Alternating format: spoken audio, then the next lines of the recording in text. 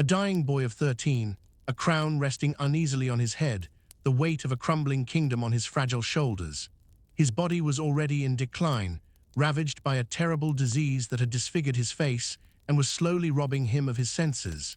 Yet this very boy would become an adversary his enemies could not conquer.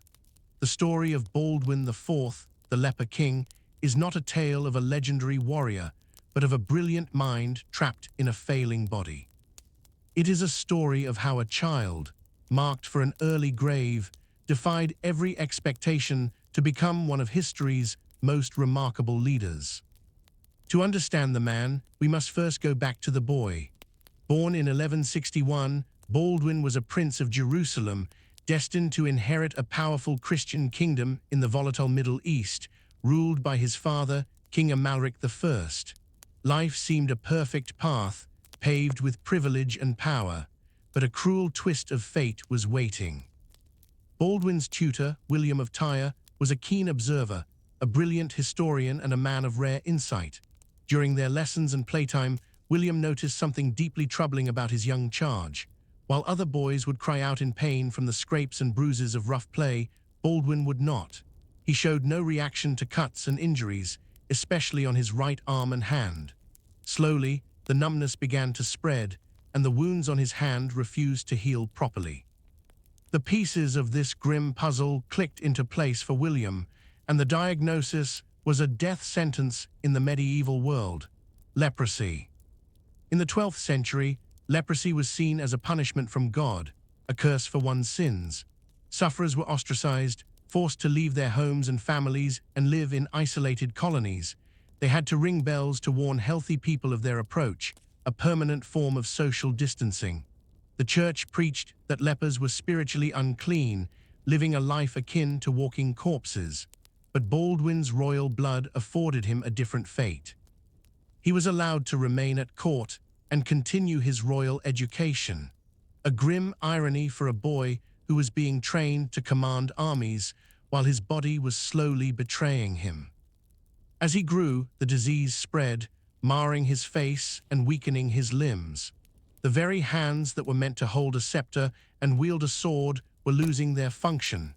Yet he continued to learn and prepare for a throne that many believed he would never live to claim. In 1174, everything changed. King Amalric I died, and the crown was placed upon the head of a 13-year-old boy with a debilitating and disfiguring disease. The crown of Jerusalem now belonged to a teenager, a boy responsible for defending Christianity's holiest sites against some of the most formidable military minds of the time. The powerful noble families of the kingdom, sensing an opportunity in his vulnerability, began to circle like sharks.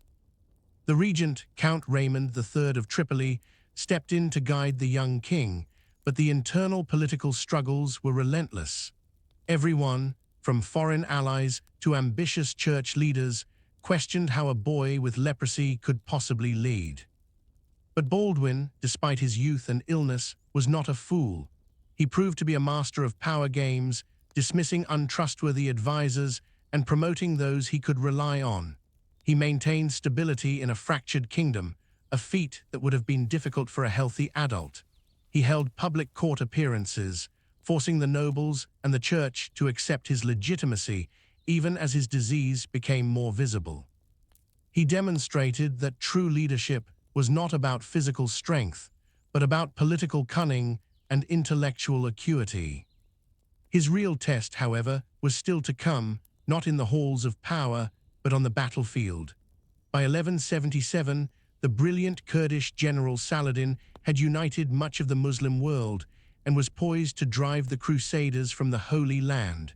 Saladin's army was immense, with over 26,000 soldiers. Baldwin, a 16-year-old with a frail body and hands that could no longer properly grip the reins of a horse, could only muster a force of around 500 knights and 4,000 infantry. By all accounts, the situation was hopeless.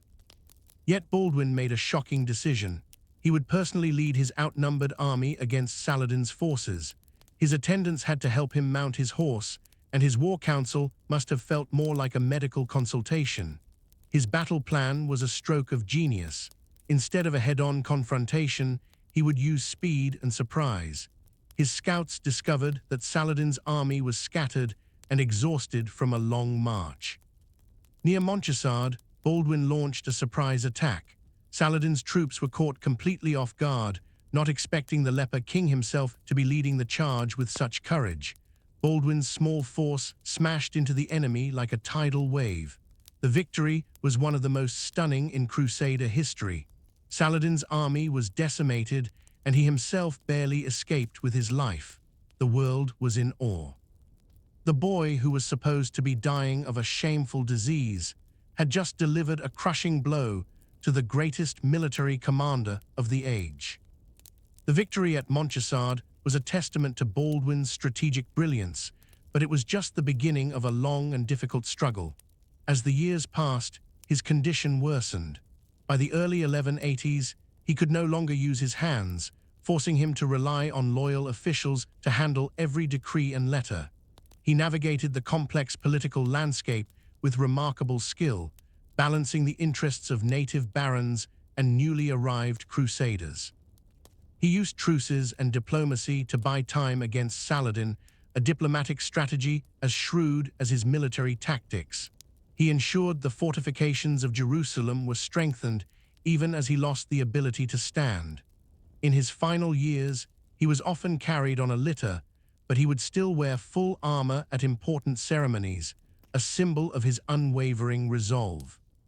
Tragically, the biggest threat to his kingdom was not an external enemy, but a political one. His sister, Sibylla, had married a man named Guy of Lusignan. Baldwin quickly realized that Guy was a disaster in the making, reckless, arrogant, and utterly lacking in military and political skill. Baldwin knew that if Guy became king, it would spell the end of his kingdom. In a desperate race against time, as his health failed and he became blind and bedridden, Baldwin made a final, clever move.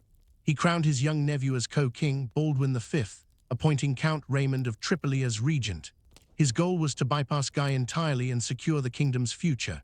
He even worked with legal experts to prevent Guy from ever ruling, but time was not on his side. In 1185, Baldwin IV, the Leper King, died at the age of 24. A year later, his young nephew died as well. With the boy king gone, the path was clear. Guy of Lusignan was crowned king, and everything Baldwin had feared came to pass. Guy's rule was a stark contrast to Baldwin's. Where Baldwin had been cautious and strategic, Guy was impulsive and reckless. In 1187, Guy made a fatal mistake. He led the entire Crusader army into a trap set by Saladin at the Battle of Hattin. It was a catastrophic defeat. Saladin had lured the army away from water sources in the scorching summer heat. Guy's army was decimated, and the Christian military power in the region was wiped out in a single, devastating afternoon. With no army left to defend it, Jerusalem surrendered to Saladin. The city that Baldwin had protected for over a decade was lost in less than 2 years under Guy's command. The fall of Jerusalem shocked Europe and triggered the Third Crusade. The tragic irony was impossible to miss. A sick and dying king had held the city for 11 years. A healthy, able-bodied king lost it in a matter of months. Baldwin's legacy was his success, but his story's tragic conclusion was a testament to the fact that his greatest victory was not on the battlefield, but in the enduring spirit of a mind that refused to surrender, even as his body did.